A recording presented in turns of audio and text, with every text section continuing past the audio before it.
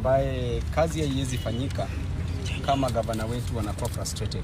Babu Owino, mbunge wa Embakasi East constituency. Mimi niko hapa on a personal relationship na governor as a personal friend. Wakati baba governor alipofariki, mimi mwenyewe nilikuwa hapa.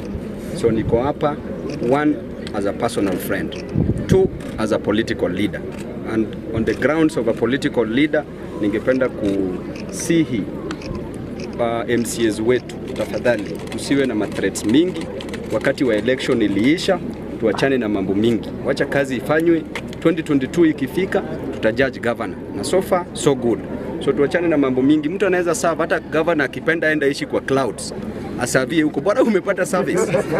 Si lazima service ifanywe kama yeye mwenyewe yako hapo. Si ana delegate duties. So tuachane na threats mingi sana. Sasa hizi tunataka tu focus 2022. Wananchi ambao walituchagua wanataka tuwapatie services. Hizi mambo za sasa kidogo impeachment itatumaliza. Na bwana governor, heavy is the head that bears a crown. Sasa zile umekaa pale na uko na watu wengi ambao unalisha, lazima watu watakupiga. So hiyo ni vitu normal. Sisi wenyewe tuko hapa, mimi niko kwa ODM na as I speak lazima nifanye kazi na governor wangu. Maneno ya party liisha. Sasa hii ni maneno ya kufanyia wananchi kazi. Mwenye ana shida tutamit tu, pia kazi itapangwa. Lakini governor, there is no impeachment yenye itawaka. Ya Wambore ililetwa mara 3, haikuwaka. Wa MCAs wetu tunawaheshimu, lakini mkitaka kuleta impeachment haitafanya kazi. Itaenda kotini, hakuna penye itaenda. Wewe mwenyewe utakuwa njaa. Watu wako watakuwa njaa. So kuwa loyal, kazi ipangwe. Asanteni. Mimi nataka kuongea kama mjumbe wa Nairobi ambaye kazi haiwezi fanyika kama gavana wetu wanakuwa frustrated. Jambo la kwanza ningependa kuambia serikali ya kwamba wawache kufrustrate governor wa Nairobi County. Huyu ni governor ambaye watu waliamka asubuhi kumchagua. Hiyo asubuhi watoto wangapi hawakutengenezwa? Wengi sana. Hiyo asubuhi mambo ngapi hazikufanyika? Mingi sana. Governor wetu wa Nairobi should not be frustrated. He should not be treated like any village salad. This is a governor elected by the people and has been working for the people. The moment he's here at EACC compound or offices, water is not being supplied in the estates. The moment he's here, roads are not being constructed. The moment he's here, bursary is not being distributed. How do you want him to work? Do you want him to work from the clouds? So this office should be an independent office and should not be used, should not be misused, and should not be abused by any state agency. It is an independent office that should execute its roles independently. This case that they are talking about is a case when I was a student leader at the University of Nairobi, SONU. The governor was taken to Kileleshwa police station. Thereafter, the following day was taken to Kibra law courts. Personally, as the chairman of SONU, I mobilized people and we were tear gassed. The police in this nation, we just call it a service, but it's still a force. From that time, today you saw the force that was meted on the people of Nairobi. People have been brutally injured. Some are in the hospital. 2 of the ladies are in ICU as we speak. Why should the police be misused? Why should the police tear gas its citizens instead of maintaining law and order and ensuring that they should provide sufficient conducive atmosphere for people to demonstrate? This has been happening even to other members of the public. Governor, there's also a case of another guy called Ndungu Gidenji, where the police, the flying squad department has consistently gone to his house every morning to intimidate him plus his children because of the property that is a family property and the case is in court. So the police should not be misused. Governor, as a member of parliament in Nairobi, I want to say that we will stand with you. When you are going, wherever you are going, we will be with you. Because this is witch hunt. Let the governor do his job. The law cannot act retrospective. In 1997, a case that was in 97 cannot be used now because we are working under a new constitution. There's the Constitution 2010 under a new dispensation. Therefore, Governor, this is all bullshit. Na ushenzi itamit ushenzi. Werevu itamit werevu. Kama mnataka kuleta ushenzi, atuogopi ushenzi. Governor, hii ushenzi tutaimit na wewe. Asanteni sana.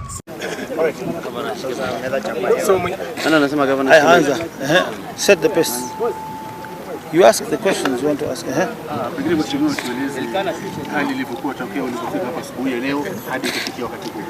Kwanza sababu umeuliza swali kwa Kiswahili, nimefika hapa asubuhi Na pia kwanza nimependa kuwapatia pole sababu mlikula tear gas pale kwa mlango. Mkidhaniwa ni watu nimemobilize. Lakini kawaida yangu kila mimi nikikuja hapa nakuja peke yangu bila kumobilize watu. Na kwa ile gari nilikuwa na mawakili wangu wawili, Cecil Miller na Kwamboka. Kitu alikuwa ametangulia hapa. Na tukasema mtu asitufuate. Na wakati tunasema nishuke tufunguliwe mlango, mkakula tear gas nyinyi, mawakili wakakula tear gas. Na mimi najua nani huyu anafanya mambo ya tear gas. Anaitwa operations in charge, anaitwa Mwaniki. Mwaniki ni cartel wa yule jamaa anaitwa Proland. Ile pesa 293 milioni ambayo imelipwa chini yake. Wakichukua court order, warrant of arrest, kushika officers wetu gunpoint, wanasaini pesa. 293 milioni ilipotea Nairobi County. Hatupati msaada wa EACC, hatupati msaada yoyote.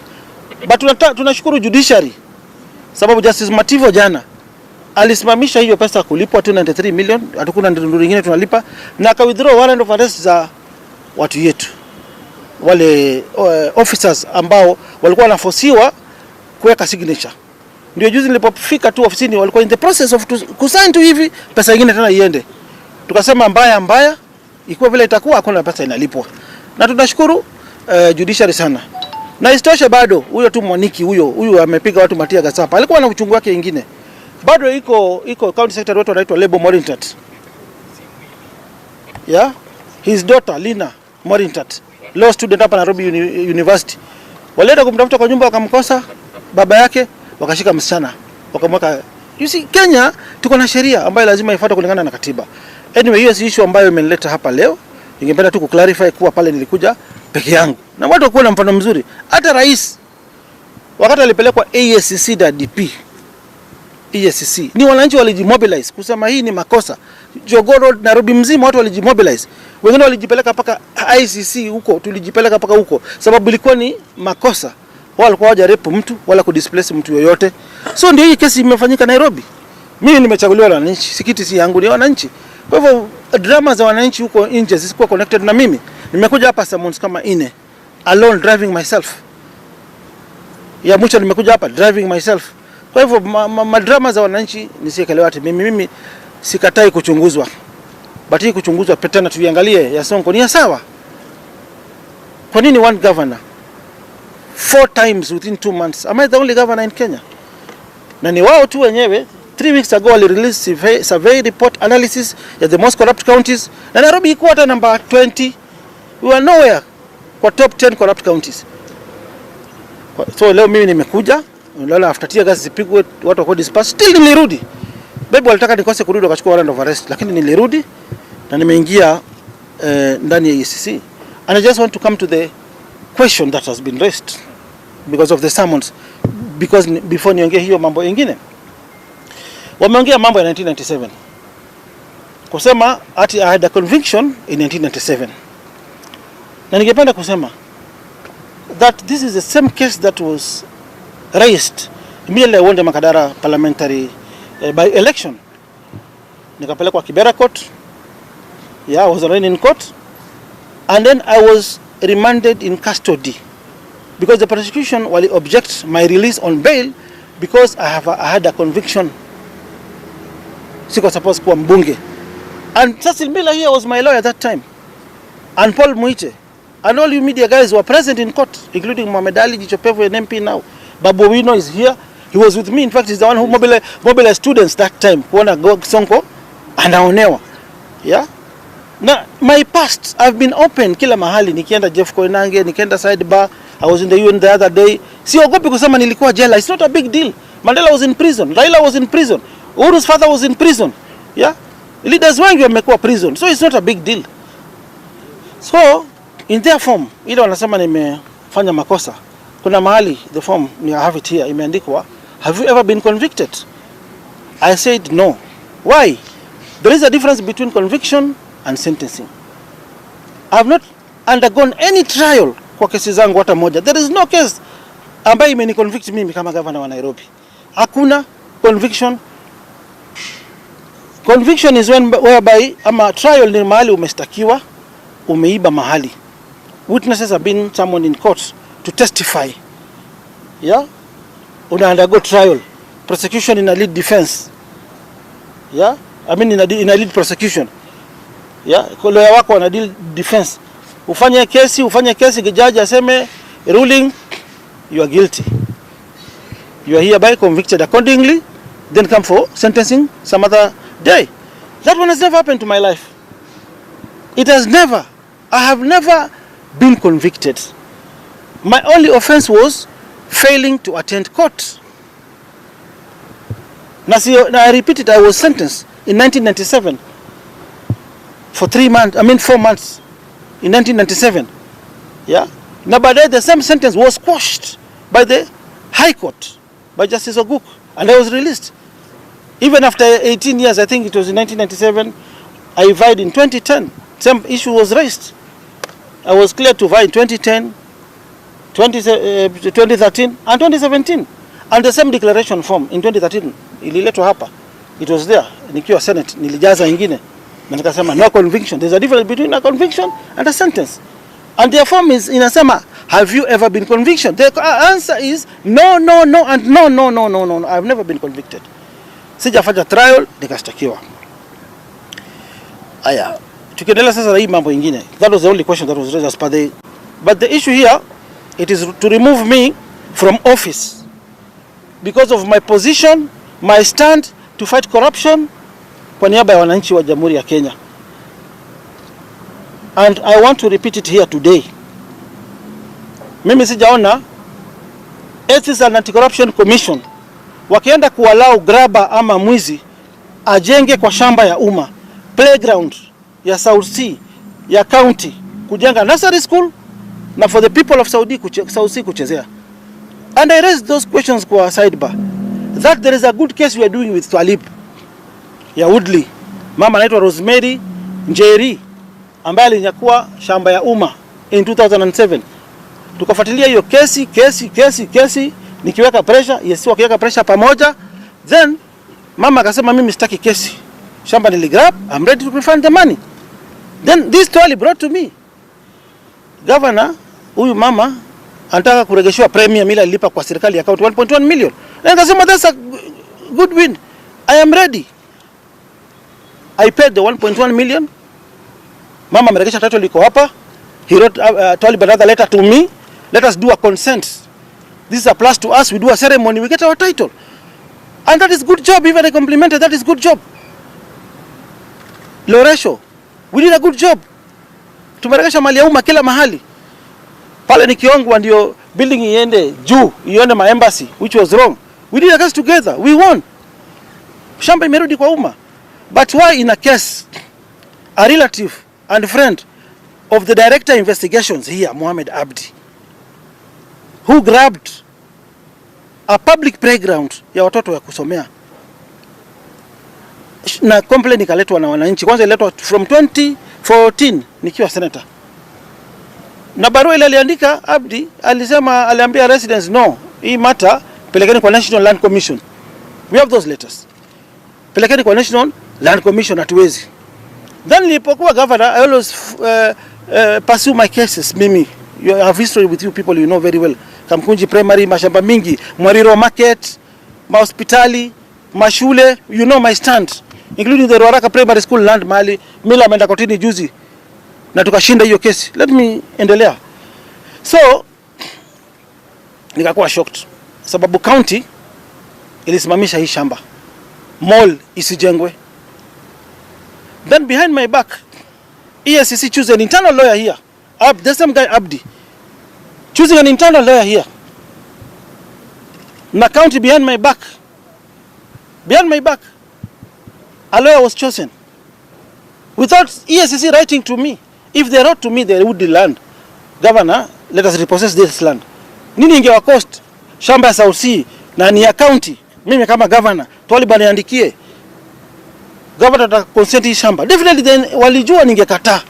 Kuna vitu mimi sikubali kwa uongozi yangu. Walijua mimi ningekataa. So they went to court, allowed land grabber kujenga mall. Na mimi nilipogundua consent imepeanwa, Abdi himself approached me. Huyu ni rafiki yake, ni mtu ya nyumbani, nisaidie. I said no. And that's when my problem started. Si kusema akibishwa ama huru hapa. No. Corruption iko hapa. Nikasema no, this is a public land. Mimi sitaki hiyo maneno. akaanza sasa. So far I've got 4 summons, 1 governor in a span of 2 months. Ndio nitisho, lakini nataka kusema hakuna amount of intimidation itanisimamisha. And the county attorney is here. That lawyer who was appointed behind my back will find your fresh instructions, toa yeye, another lawyer aende, we set aside that concern. That mall must go down, whether I'll be charged or not. The South Sea Mall, kwa land earmarked for construction of ECD Center and South Sea Playground, that mall ambayo imefika 4th floor, ndio nimesimamisha tena. It has to go down, whether there will be a court order or not. It has to go down. Another case which I want to set here. Kwa investigation yangu na yao wanajua very well that land was grabbed first by a county staff who sold to the current developer who is constructing a mall there. And kwa investigation yao, the lawyer for the grabber paid money to the lawyer for the vendor, and 10 million was released to the county staff ambao kuna protection hapa kwa EACC, wanasaidia hawa kuiba mashamba. SG Mwangi 10 million, there is paper trail, paka time, paka TGS tuko nayo. From 2014 he has never been arrested. From 2014 the mall is from Northeastern, even Abdi is from Northeastern. The mall owner has never recorded a statement. County kisimamisha wao wanakataa. So the deal here is to remove me from office, so EU Kora iendelee, which will never happen. Another good example, taxpayers, we lost 1.5 million kwa Ruaraka land. Ruaraka Primary School iko chini ya Nairobi City County Government, and I am the governor, and I was approached niende kwa Senate niseme land ni ya private. Well, the county records zilisema land ni ya public, and some ministers in the government walioko kwa deal ya 1.5 billion na walikula pesa, wakaenda kusema the land ni private. And me, I stick to my words that the land is public for Ruaraka Primary School ambayo iko chini ya Nairobi City County Government. And I want to thank my lawyer here, Cecil Miller, because Mburu took us to court, the government, national government, ourselves, and we won that case. He has never been arrested up to now because their ministers in government walikula 1.5 billion na yeye wanaangalia 3 million ile Sonko amelipwa ya shamba yake, ati 20 million ya Sonko from 2016 2017. Corruption will never be won in this country because it has been fought selectively. Governor, let me ask a question before you continue. It is a personal war, because let me refer you to the Constitution. And I think these investigators who are investigating this case should be taken for a refresher course. Section 182 subsection D of the Kenyan Constitution, and allow me, I'll just read that sentence, you media guys. They are trying to remove me from office so that waendelee na corruption zao. 182D. If you want to remove the office of the county governor shall become vacant if the holder of the office dies, resigns, ceases to be eligible to be elected as county government under 182. But this 182D, it says if a governor is convicted of an offense punishable by imprisonment for at least 12 months. Not, there's a difference between is and was. Kama ni makosa yangu ilikuwa under the old constitution, but wale waliandika sheria was. This is not was. So who is behind? And if I'm convicted now, yes, I lose my office or my position as the governor of Nairobi. The constitution is very clear. Who is behind this, sir? The director of investigations. I have a complaint I've raised, which is here. The other one iko kwa DCI. Yeah. Case yangu ya 1997. How many years are those? Over 20 years. Na imefanywa, DCI alichunguza. I was cleared. Nimechukuliwa fingerprints. Kuna CRA huko kwao, kama kuna records zingeonekana. Wanite kesi ya wizi. Kiambu imeibiwa pesa ngapi? Kama ile ya Waititu na bibi yake. Mimi sijakiziwa na bibi yangu tumeiba mali ya umma, and I'll never touch a public coin.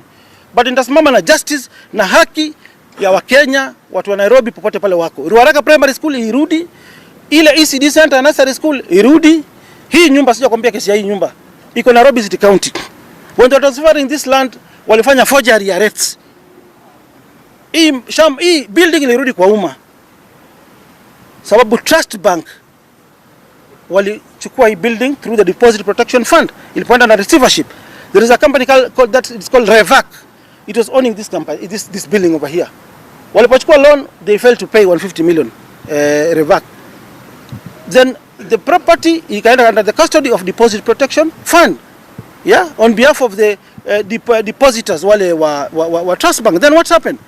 Waka create some fake investigation here. Sam Abdi wrote to Deposit Protection Fund, bring the documents here, we are investigating. Kumbe ako biashara. The building was illegally sold to his friends called Ragus, is a company, for 400 million.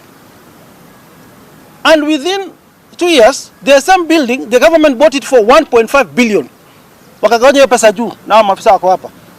Taxpayers money, 1.5 billion. Nobody's doing a follow-up. Ruaraka, 1.5 billion. Nobody's doing a follow-up.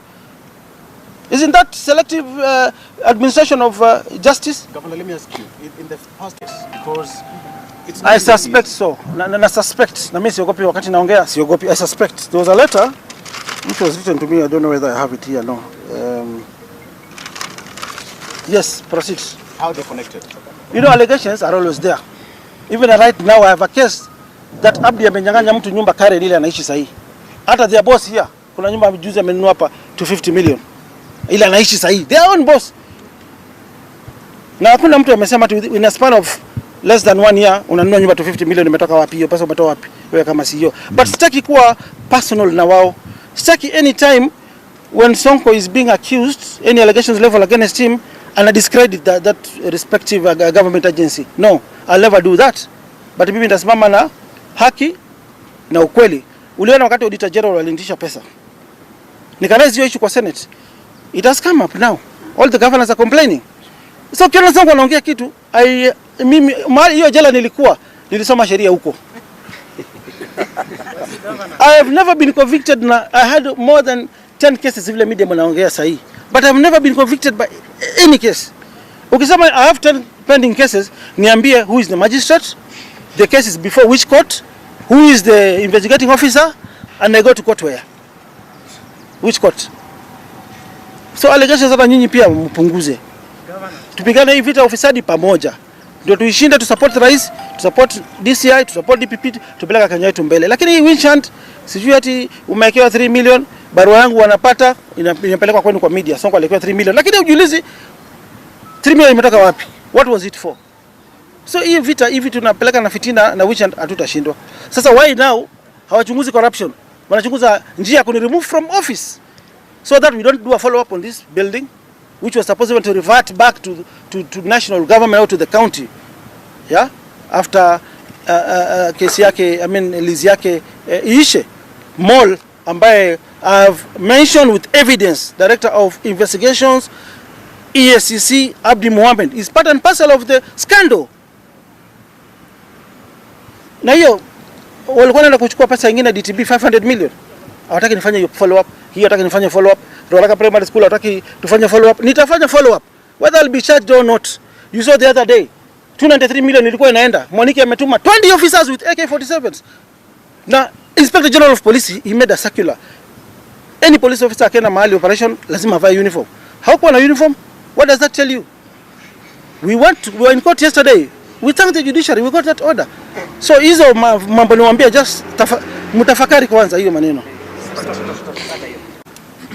Asanteni sana watu wa media. Mimi ni mjumbe wa Embakasi East na mimi nataka kuongea kama mjumbe wa Nairobi ambaye kazi haiwezi fanyika kama gavana wetu wanakuwa frustrated. Jambo la kwanza ningependa kuambia serikali ya kwamba wawache kufrustrate governor wa Nairobi County. Huyu ni governor ambaye watu waliamka asubuhi kumchagua. Hiyo asubuhi watoto wangapi hawakutengenezwa? Wengi sana. Hiyo asubuhi mambo ngapi hazikufanyika? Mingi sana. Governor wetu wa Nairobi should not be frustrated. He should not be treated like any village salad. This is a governor elected by the people and is been working for the people. The moment he's here at EACC compound or offices, water is not being supplied in the estates. The moment he's here, roads are not being constructed. The moment he's here, bursary is not being distributed. How do you want him to work? Do you want him to work from the clouds? So this office should be an independent office and should not be used, should not be misused, and should not be abused by any state agency. It is an independent office that should execute its roles independently. This case that they are talking about is a case when I was a student leader at the University of Nairobi, SONU. The governor was taken to Kileleshwa police station Thereafter, the following day was taken to Kibra Law Courts. Personally, as the chairman of SONU, I mobilized people and we were tear gassed. The police in this nation, we just call it a service, but it's still a force. From that time, today you saw the force that was meted on the people of Nairobi. People have been brutally injured. Some are in the hospital. 2 of the ladies are in ICU as we speak. Why should the police be misused? Why should the police tear gas its citizens instead of maintaining law and order and ensuring that they should provide sufficient conducive atmosphere for people to demonstrate? This has been happening even to other members of the public. Governor, there's also a case of another guy called Ndungu Githenji, where the police, the flying squad department has consistently gone to his house every morning to intimidate him plus his children because of the property that is a family property and the case is in court. So the police should not be misused. Governor, as a member of parliament in Nairobi, I want to say that we will stand with you. When you are going, wherever you are going, we will be with you. Because this is witch hunt. Let the governor do his job. The law cannot act retrospective. In 1997, a case that was in